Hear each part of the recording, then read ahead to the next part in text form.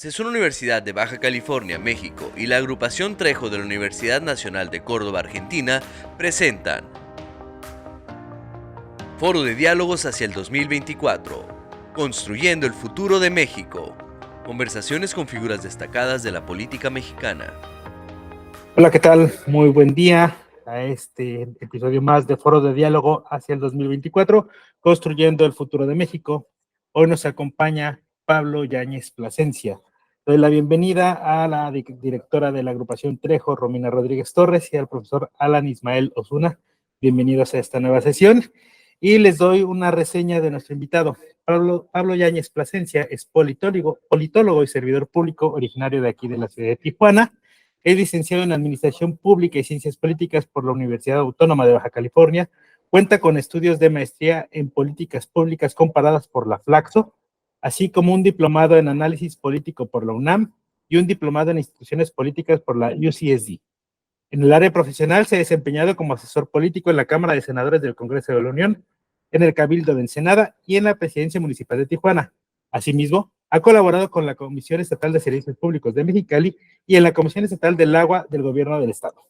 Pablo Yáñez es reconocido en Baja California como el fundador de las Juventudes del Movimiento de Regeneración Nacional Morena en la entidad, habiendo participado en el movimiento obradorista desde los años de la lucha contra el desafuero del entonces jefe de gobierno del Distrito Federal, hoy presidente, Andrés Manuel López Obrador.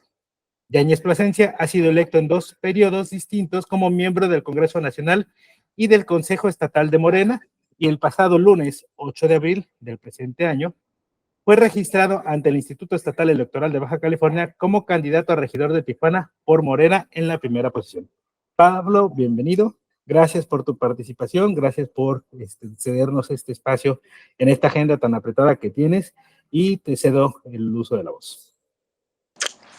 Gracias, amigo. Muchas gracias, Ángel. Un saludo a todas y a todos, a la señora directora, al profesor Alan Ismael, a toda la gente que nos está escuchando el día de hoy. Primero, agradecer la invitación, el que nos den la oportunidad de platicar y dar a conocer en un espacio de libertad, pero también de crítica, como son los espacios universitarios, para poder expresar, pues, cómo vemos las cosas de nuestro país, los miembros del Movimiento de Regeneración Nacional Morena. Primero, señalar para toda la gente que nos ve desde Argentina, los amigos y amigas que les gusta además de México profundizar en el tema, hablar de Morena necesariamente es hablar del obradorismo. Morena es un partido político cuyo registro formalmente lo obtiene un partido político nacional en el año 2014.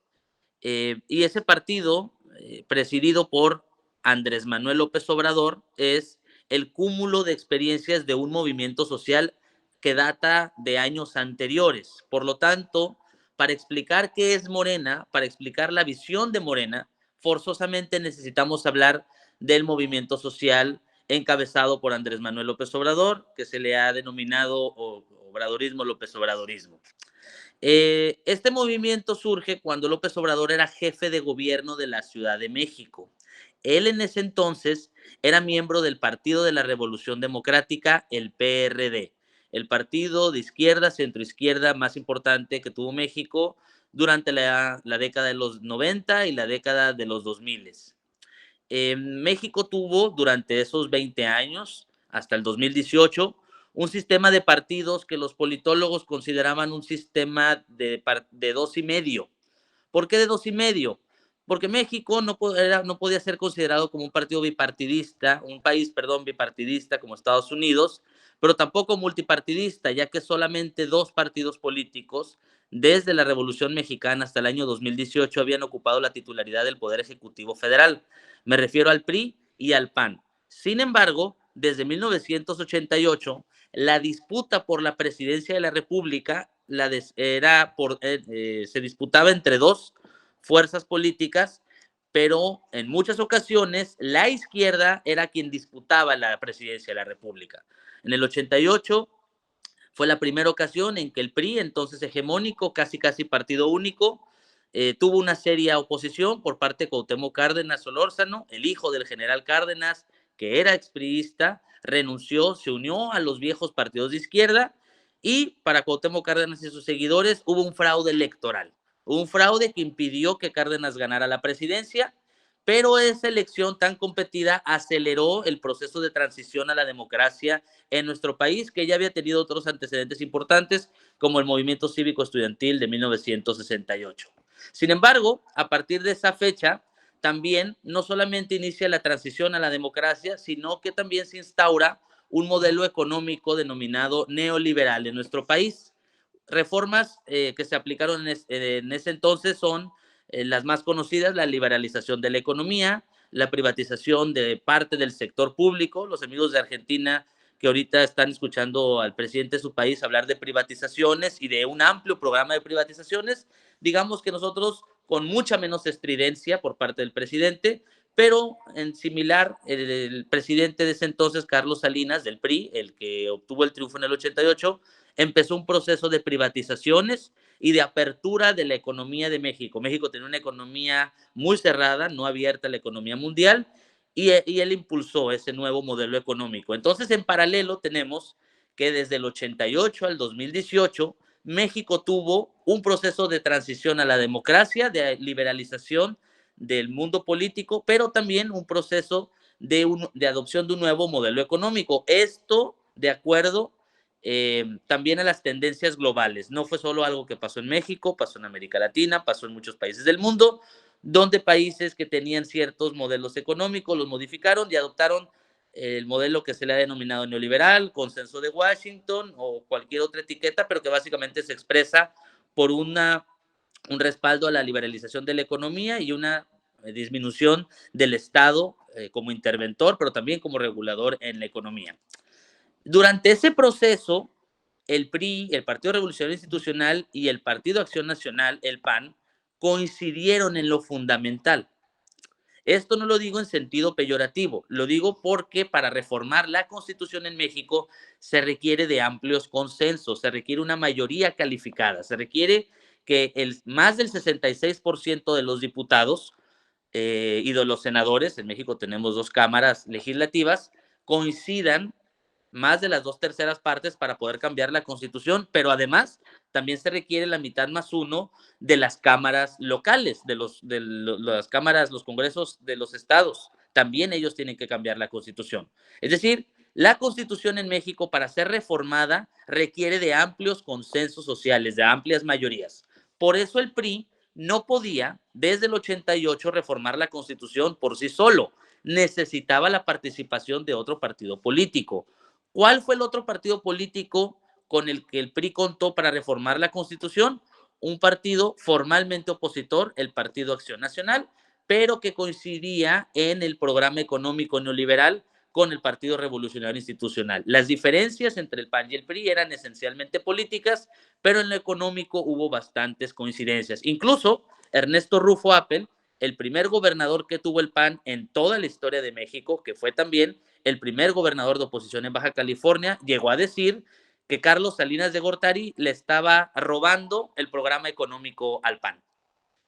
Pero durante esos 30 años, del 88 al 18, hubo una oposición, una fuerza política que tuvo una oposición frontal a las reformas que impulsaron tanto el PRI como el PAN.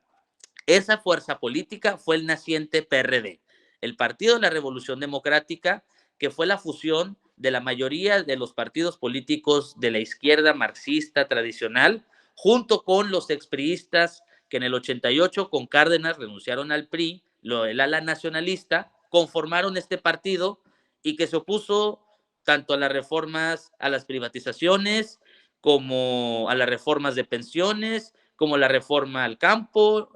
Salinas permitió que los entonces llamados ejidos, las tierras colectivas, se pudieran vender. Por cierto, hoy es 10 de abril, un aniversario del fallecimiento del general Emiliano Zapata, quien decía que la tierra era de quien la trabaja. Y como Cuauhtémoc Cárdenas reivindicaba el legado de la Revolución Mexicana, se opuso a estas reformas. Parte de los priistas nacionalistas que renunciaron al PRI en el 88 es Andrés Manuel López Obrador, que era un actor político local.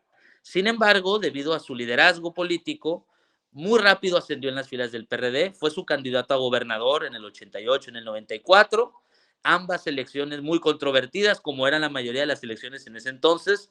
Recordemos que México no era una democracia en aquellos entonces, había pues muchas irregularidades que todos los partidos de oposición, no solo el PRD, denunciaban en aquellos entonces. Pero en el año 2000, Cuauhtémoc Cárdenas es candidato por tercera ocasión a la presidencia. Nuevamente es derrotado con menos votos que en las elecciones anteriores, pero ocurre algo. El PRI pierde por primera vez la presidencia de la República en 71 años y el Partido de Acción Nacional con Vicente Fox llega a la presidencia. Sin embargo, gracias a que Cuauhtémoc Cárdenas en el 97 había obtenido el triunfo, en el año 2000, López Obrador se vuelve el jefe de gobierno de la Ciudad de México, la capital de la República, una entidad muy poblada, con muchos recursos y por lo tanto eres un gobernador que prácticamente no necesitas al gobierno federal. Y México al año 2000 entró en una nueva realidad donde tenías al PAN en la presidencia y al PRD gobernando la capital. Oye, ¿y el PRI? El PRI estaba en otros estados, pero no era un partido protagónico. Y desde entonces López Obrador encabezó la oposición desde la izquierda al gobierno de Acción Nacional y posteriormente al gobierno del Revolucionario Institucional con Enrique Peña Nieto cuando éste volvió a la presidencia. Tras este breve repaso histórico, ¿cuál es el diagnóstico que tenía el PRD, Cuauhtémoc Cárdenas y luego López Obrador, que también fue el candidato presidencial del PRD en 2006 y en 2012?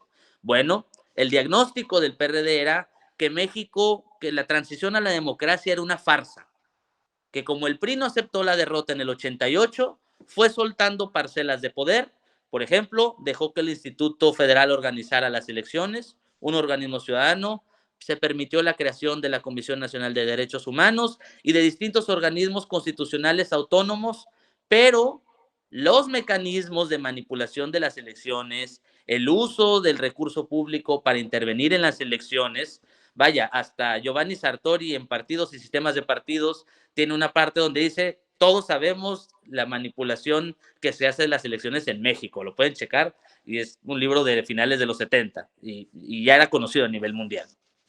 Entonces el diagnóstico del PRD era que en el año 2000, el PRI había perdido la presidencia y había llegado el PAN, pero era para mantener el mismo modelo económico. Y posteriormente, cuando López Obrador en 2006 es candidato a presidente de la República, López Obrador dice que nuevamente se le ha hecho un fraude electoral a la izquierda, así como a Cuauhtémoc Cárdenas, pero ahora a él. Y que si al Cárdenas le había hecho fraude el PRI, ahora el PAN se lo había realizado a él. Y por lo tanto, si ya económicamente el PRI y el PAN coincidían en las reformas neoliberales, ahora estos dos partidos le habían puesto un freno a que la izquierda llegara al poder y por lo tanto en México no había democracia, no era una competencia entre el PRI y el PAN, porque en el fondo, en lo esencial, había un solo partido, el PRIAN. Competían en elecciones, pero era esencialmente el mismo. Y desde entonces López Obrador planteó que la única manera de transitar a la democracia era con el triunfo del movimiento que él encabezaba.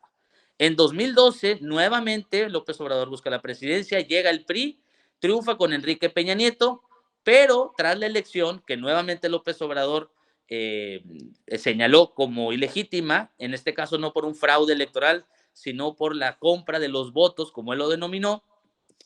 Sin embargo, ahora el PRD ya no lo respaldó.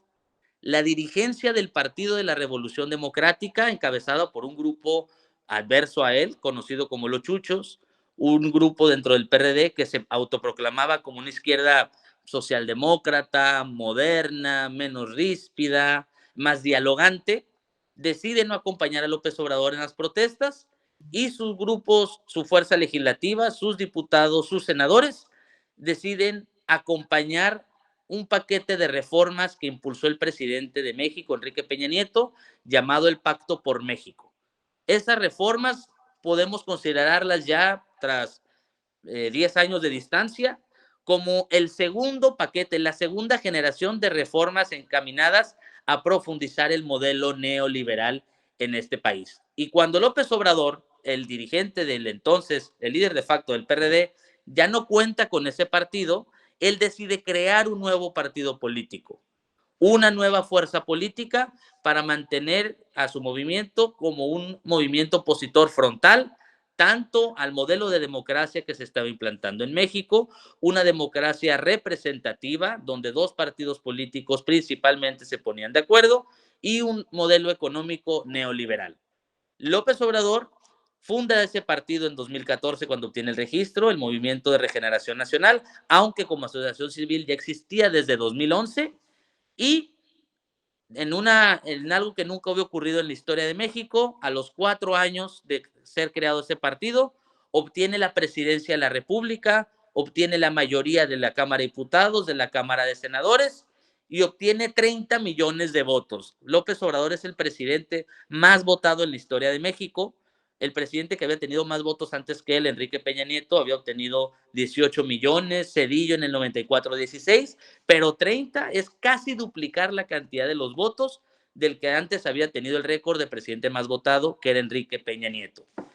Con ese respaldo popular, con ese apoyo que no necesariamente significa que la gente estuviera de acuerdo con sus propuestas, porque mucha gente que votó por López Obrador en el 2018 lo hizo por rechazo al PRI, al PAN, al modelo existente, a la falta de resultados, y muchos coincidían en sus propuestas, sin duda, pero no en todas.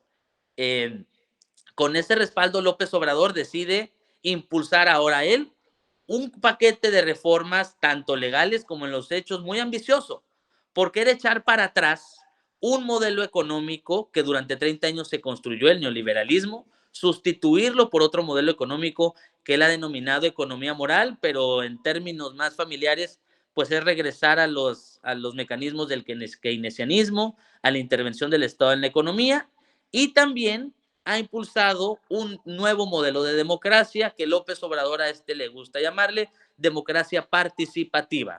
Para sus opositores, el hecho de que se eliminen las instituciones o los grupos intermediarios entre el presidente y el pueblo, eso le han denominado autoritarismo. Y ahorita hay una disputa entre cuál es el modelo en este país, cuál es el modelo político que quiere implantar López Obrador, aunque, oigan, ya se va.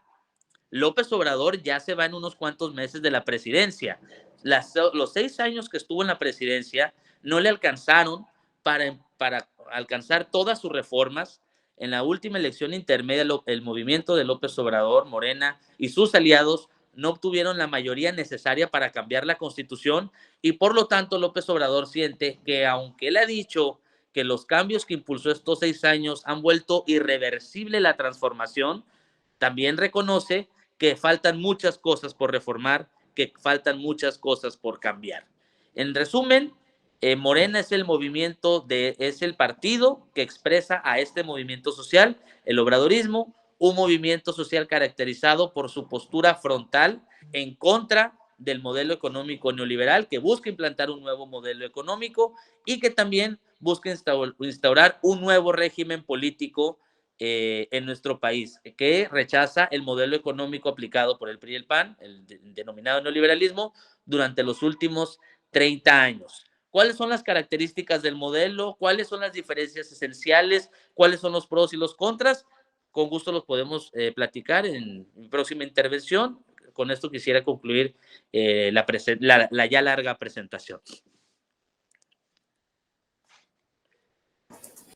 Muchas gracias, Pablo. Veo que tiene Romina unas dificultades técnicas. Cedo la palabra a Alan, maestro Alan. Sí, pues mucho gusto, Pablo. Para empezar, una duda, ¿cómo ves actualmente pues el voto juvenil con estas elecciones 2024 para Morena? Fíjate que yo estoy muy preocupado por el voto juvenil. Lo digo como miembro de Morena, pero también lo digo como politólogo. Yo no le he visto encuestas, bueno, ha habido encuestas sí en México con sectores de edad, pero no ha habido encuestas, me parece, donde le pregunten a los jóvenes su opinión sobre los temas, sobre qué piensan sobre distintas cosas. Lo que sí he visto ha sido reportes tanto en El País o como en The Economist, donde señala que los jóvenes menores de 25 años, los hombres, se están derechizando. Los hombres jóvenes se están volviendo cada vez más conservadores y, contrario, las mujeres jóvenes de menores de 25 años cada vez son más progresistas. Es decir, y a mí me preocupa, hay en el sector juvenil una brecha ideológica cada vez más amplia entre hombres y mujeres. Hay quienes explican que la pandemia y los 2 años de encierro evitó la socialización y que esa juventud pudiera intercambiar opiniones con los demás. Pero también es cierto que en Internet, que es donde la mayoría de los jóvenes pasan el tiempo, hay una campaña, hay mucha movilización, hay mucha propaganda en contra de la agenda progresista, pero que ellos le llaman la agenda de la ideología de género. Los jóvenes de 20 años son muy reacios a los movimientos feministas, los hombres, son muy reacios a los movimientos que reivindican la identidad racial, pero en cambio las mujeres son quienes están respaldando esta agenda. Por lo tanto, a mí me preocupa no en el sentido electoral. Yo no tengo ninguna información que me haga pensar que los jóvenes vayan a respaldar más a Xóchitl Gálvez a la presidencia y a Jorge Álvarez Maínez a la presidencia en lugar de Claudia Sheinbaum. Lo que yo estoy notando es el rechazo de los jóvenes a la política en general, a los partidos en general, a la competencia política en general. Y creo que eso es más preocupante porque es el caldo de cultivo para que estos jóvenes decidan apoyar a, pues a fuerzas políticas más de derecha y antiderechos, como lo es el presidente de Argentina, Javier Milei.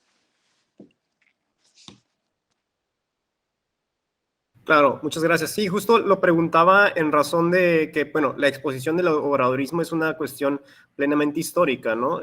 Tiene una carga histórica y simbólica que quizá a personas más o menos de entre 30 y 45 años, pues nos toca vivir un poquito más fuertemente, ¿no? Pero los jóvenes, pues parece que están un poco desconectados de esta carga histórica, ¿no? Entonces también parece que estos procesos sociales más amplios, ¿no? Que incluyen las digitalidades y todo esto están afectando no solo la visión ideológica, sino un poquito también la visión política, ¿no? de los jóvenes, de las juventudes actualmente. Muchas gracias. Sí, y complementando, porque si hablamos de antiguo régimen, profesor Ismael, pues el antiguo régimen fue hace ya 36 años, yo no había nacido siquiera. Yo lo que conozco del antiguo régimen es, pues sí, las lecturas, mis padres, pero jóvenes de 20 años, el único PRI que conocen es el de Peña Nieto, el de los memes. El nombre de Echeverría, Díaz Ordaz, no les hace sentido. Vaya, incluso hablarles de Fox tampoco. Es decir, sí necesita el obradorismo y Morena un discurso que, incorporando sus banderas, le pueda hablar a los jóvenes. Yo creo que la decisión de postular a Claudia Sheinbaum va en ese sentido.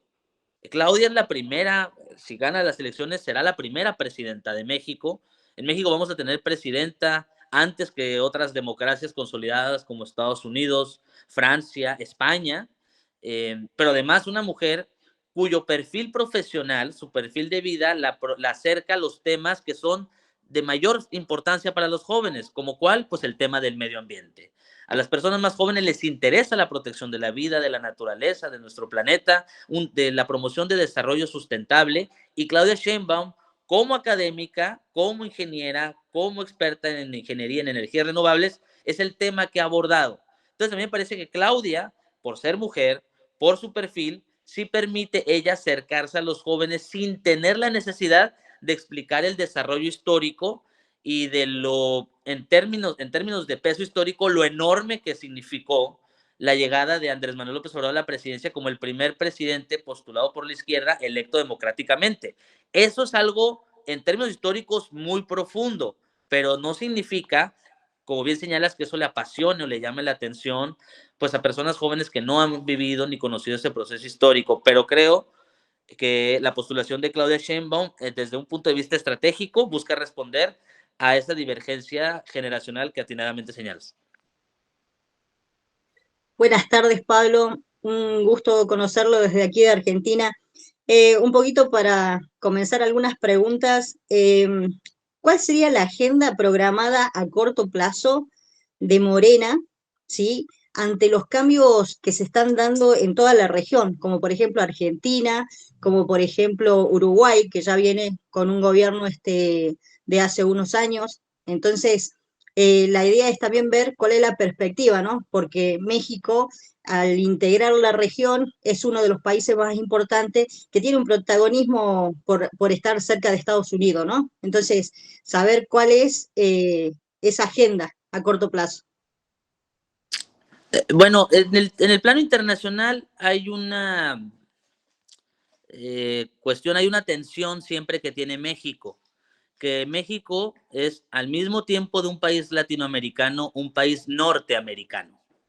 El principal socio comercial de Estados Unidos es México. Se anunció que el país al que más le adquiere mercancías de todo el mundo no es China, es México. La comunidad de mexicanos más grande en el exterior está en Estados Unidos. Hay alrededor de 30 millones de personas de origen mexicano en ese país y por lo tanto, y además de la frontera enorme, es lógico que la prioridad para México siempre, aunque no querramos, por más latinoamericanistas o incluso antiimperialistas que seamos, siempre es la prioridad de México la relación con los Estados Unidos, tanto por conveniencia económica como protección a los mexicanos que viven en Estados Unidos. Sin embargo, México reconoce desde la presidencia de Andrés Manuel López Obrador que con Estados Unidos hay que tener una actitud soberana porque si no, el gobierno estadounidense te aplasta. Y en ese sentido se ha promovido la integración y la negociación con los demás países de nuestra América. López Obrador ha tenido una política exterior muy activa en Sudamérica. El gobierno mexicano es el responsable de haberle logrado salvar la vida al presidente de Bolivia, Evo Morales, tras el golpe de Estado. Es el país que ha recibido a la familia del presidente Pedro Castillo, que está injustamente encarcelado en Perú en estos momentos. Y también ha sido un país que constantemente ha recordado la necesidad de ponerle fin al bloqueo a la isla de Cuba, que en lugar de castigar a su gobierno, únicamente castiga a su población. Nosotros podemos tener la peor de las opiniones, en mi caso no, pero que guste, sobre un país que lleva más de 60 años gobernado por un partido único, sin duda, pero es injusto para el pueblo de Cuba que el gobierno de Estados Unidos le tenga un bloqueo comercial a Cuba por supuestamente no tener democracia, pero sí tenga relaciones comerciales con China, donde también básicamente tienen el mismo modelo político, es decir, un gobierno de un solo partido. ¿Por qué con China sí hay relaciones y con Cuba no? Esa es una de las cuestiones que siempre desde el gobierno y antes como opositor López Obrador ha señalado. Ahora bien, López Obrador cree en la integración, pero de América completa. López Obrador, más que latinoamericanista, es panamericanista. López Obrador, él está en la cuestión de que tenemos que pensar en una integración de todo el continente. Él no plantea la integración de América Latina sin Estados Unidos, al contrario, él plantea la integración de todo el continente, pero por razones que no pueden ser consideradas iguales para otros países, son las razones mexicanas. Es el hecho de los 30 millones de mexicanos en Estados Unidos. Y eso lo acerca también a posturas de los países de Centroamérica, que también tienen una amplia migración en los Estados Unidos. Ahora con Claudia Sheinbaum, la candidata presidencial, que ahora es la líder del movimiento, es la primera vez que la izquierda de México es encabezada por una mujer. Claudia vivió en los Estados Unidos, ella estudió, tuvo su estancia doctoral en California, en UC Berkeley, y por sus temas, por su vocación, las prioridades de ella son el agua. Ella ha dicho que su gobierno va a ser el sexenio del agua. Distintos estudios arrojan que si México no toma ciertas medidas de urgencia, en 2050 vamos a tener una sequía severa en todo el territorio nacional, particularmente los estados del norte de México, que es de donde somos nosotros, que es de donde es la universidad. Estamos en la frontera con Estados Unidos. Todos los días al despertar, los que vivimos en los cerros de Tijuana, pues lo primero que vemos es Estados Unidos de frente. Pero sí, sobre todo el impulso del agua, la protección al medio ambiente, pero también algo que ella le ha llamado la prosperidad compartida. Claudia Sheinbaum quiere aprovechar este impulso de la relocalización de las inversiones, el denominado nearshoring, para integrar aún más a México con la economía de América, pero no solamente de América del Norte, sino también con América del Sur. Entonces yo diría que su prioridad es el medio ambiente, el agua el crecimiento económico. Con López Obrador los primeros 2 años no hubo crecimiento económico, hubo redistribución, más no crecimiento, aunque el año pasado México creció al 3.2, parece que va a volver a crecer a esas cifras de este año, el antepasado ya arrancó una ruta de crecimiento, pero ahora quiere Claudia Sheinbaum reimpulsarlo y claro, seguir promoviendo la agenda laboral. A diferencia de Argentina, donde los sindicatos son muy fuertes, donde los derechos laborales son sagrados, en México durante los últimos 30 años fue una de las cosas que el neoliberalismo disminuyó con más fuerza. Hubo décadas donde no había ni una sola huelga y eso, en lugar de considerarse como un síntoma de la desmovilización de los trabajadores, hubo quienes lo veían como algo positivo, como que hay estabilidad en la economía, cuando al contrario, durante el neoliberalismo el salario real de los trabajadores se disminuyó históricamente y la posibilidad de un padre de familia, una madre de familia, de sacar adelante a su familia con solo su ingreso, se vio muy disminuida. Por lo tanto, seguir desmontando el modelo neoliberal, pero aprovechar las inversiones extranjeras. Ahorita México tiene un récord de inversión extranjera histórico, tiene la tasa de inscripción de empleo formal al IMSS más grande también de toda su historia.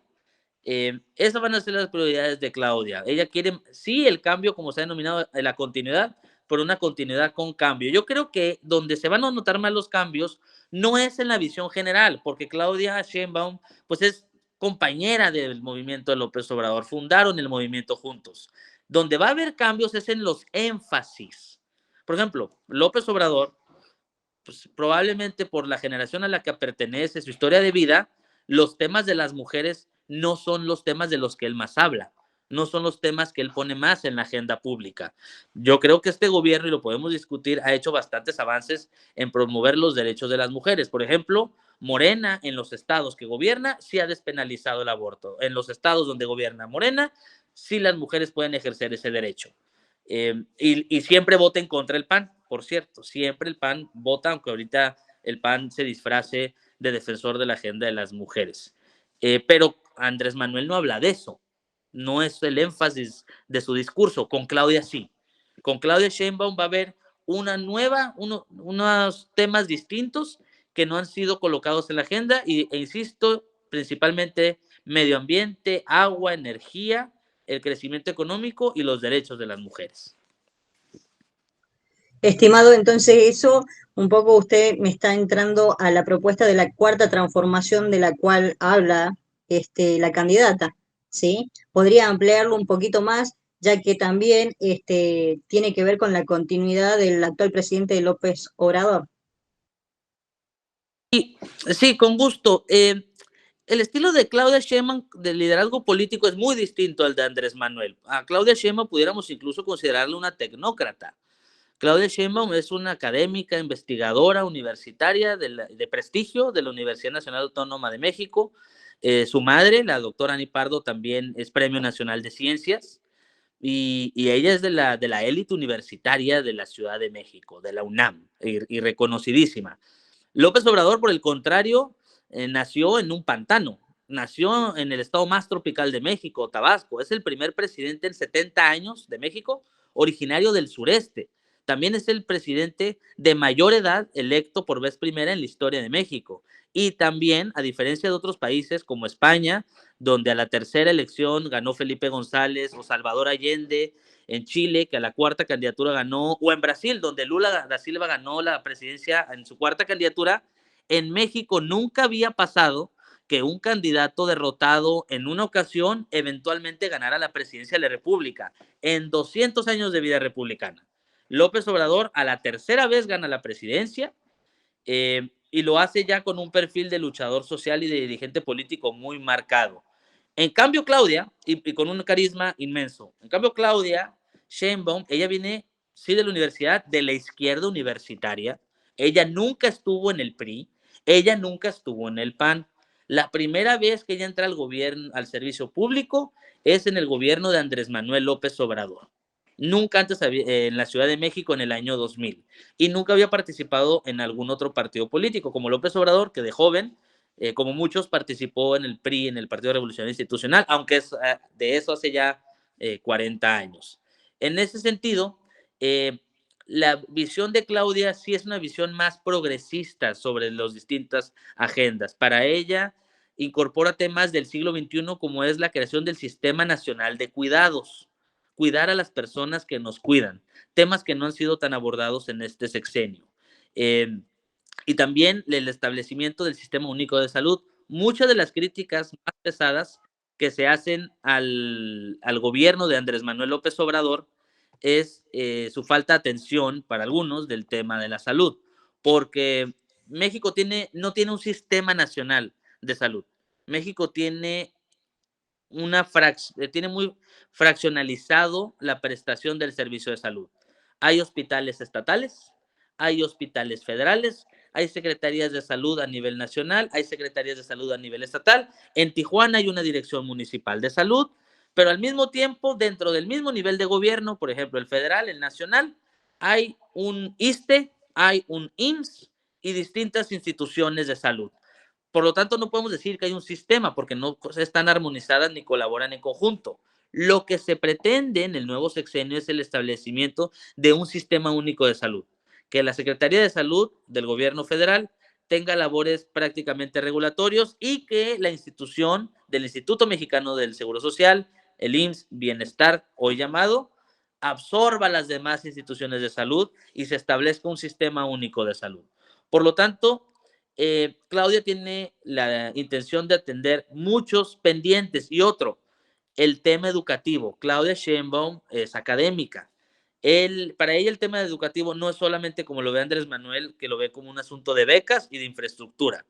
López Obrador, por su edad, él no pudo estudiar la universidad en su natal Tabasco y gracias a una beca pública pudo ir a estudiar la universidad en la Ciudad de México. Por lo tanto, su propuesta, sus prioridades en el tema educativo siempre ha sido la infraestructura y los apoyos a los estudiantes porque es lo que lo ayudó a él a también salir adelante. Sin embargo, Claudia sí habla y con una expertise profundo sobre modelos educativos, sobre métodos de enseñanza, sobre preparación pedagógica y ella tiene una propuesta que le han denominado la nueva escuela mexicana, que sí en este sexenio se han impulsado incluso nuevos libros de texto gratuito que han sido muy polémicos, pero ella no quiere terminar con el proceso, le parece como inacabado. Entonces es rearticular, hacer una revolución educativa en el sistema educativo, crear un nuevo sistema de salud donde se incorpore también el Sistema Nacional de Cuidados y sobre todo la promoción del medio ambiente. Claudia ha dicho que en este sexenio se va a acelerar la transición de México hacia las energías renovables, aunque mantiene y ha dicho que va a mantener la soberanía de México sobre el sector petrolero, sobre el sector energético.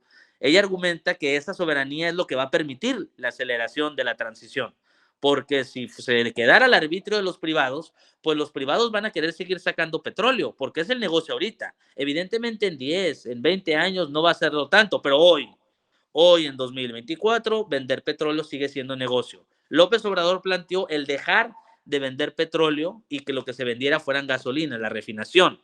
Pero esa transición hacia las energías renovables no la ha impulsado con mucha fuerza López Obrador, aunque también hay que reconocer que actualmente en Sonora el gobierno federal está construyendo la planta solar más grande de América Latina, que también es una inversión importante. Y López Obrador ha rescatado las centrales hidroeléctricas para generar electricidad con menor contaminación que había en el país y que durante los 30 años de neoliberalismo estuvieron abandonados. De hecho, el año pasado hubo una discusión muy profunda sobre la reforma eléctrica.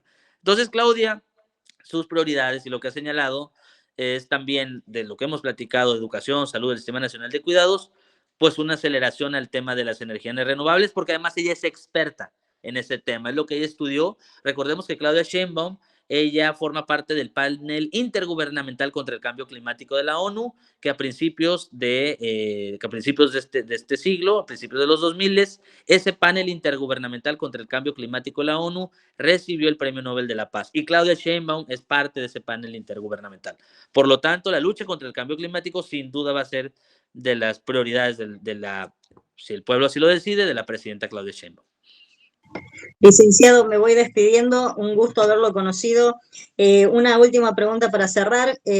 ¿Cuál es la visión que tiene respecto Morena ante la situación de Ucrania? Usted sabe que Argentina, una vez que asumió el actual gobierno, recibió al actual presidente Zelensky, y entonces un poquito quisiera que nos pueda poner en contexto de cuál es la mirada de su partido.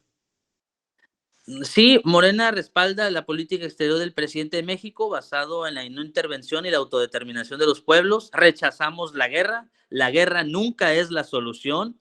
Urge poner un alto al fuego, urge acabar con la guerra, que los métodos pacíficos y de solución de conflictos sean los que prevalezcan.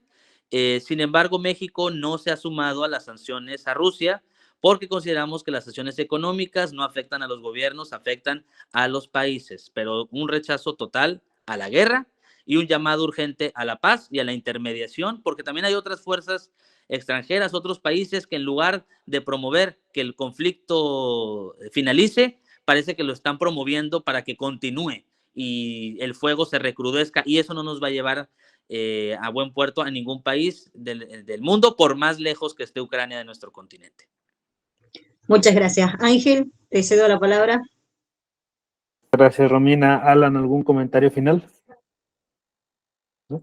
Pues, mi estimado Pablo Yáñez Plasencia, muchas gracias por tu participación en este foro, gracias por el tiempo para nuestros amigos en Argentina y para la comunidad de SES Universidad. Es un gusto como tenerte aquí de manera virtual, así como a los demás participantes que hemos tenido en este foro. Agradecemos mucho tu participación. Esta ha sido una emisión más de Foro hacia 2024. Muchas gracias. Unas buenas tardes para todos.